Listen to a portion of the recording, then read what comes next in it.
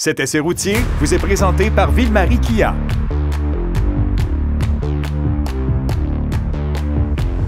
On l'attendait depuis un petit moment et Jean Gréais essaie finalement le Kia EV9.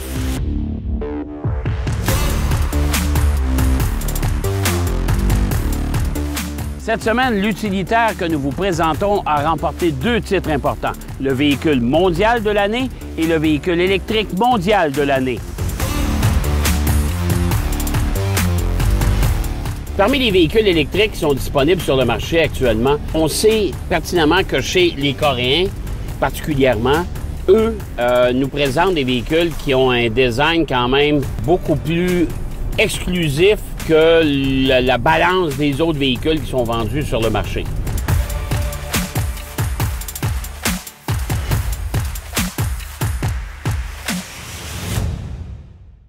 Le V9, qui est un grand utilitaire, 7 places, c'est le premier d'ailleurs de l'ensemble des véhicules électriques qui sont offerts sur le marché.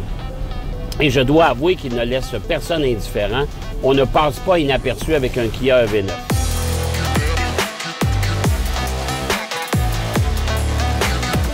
Le Kia EV9 2024, c'est intéressant parce que c'est quand même 7 places. Alors, si vous avez une bonne famille, ça peut être intéressant. Évidemment, le coffre s'en trouve hypothéqué un peu, mais il reste quand même un volume intéressant.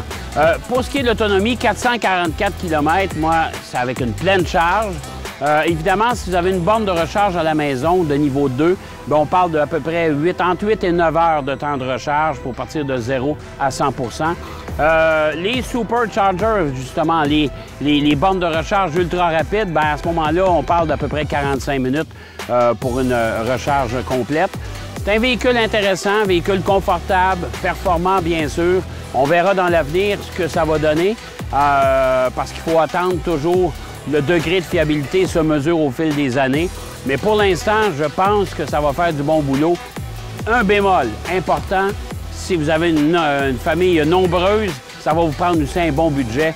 On parle quand même de 79 000 $ de prix de départ pour cette version-là. Alors, c'est pas donné, encore une fois, les véhicules électriques.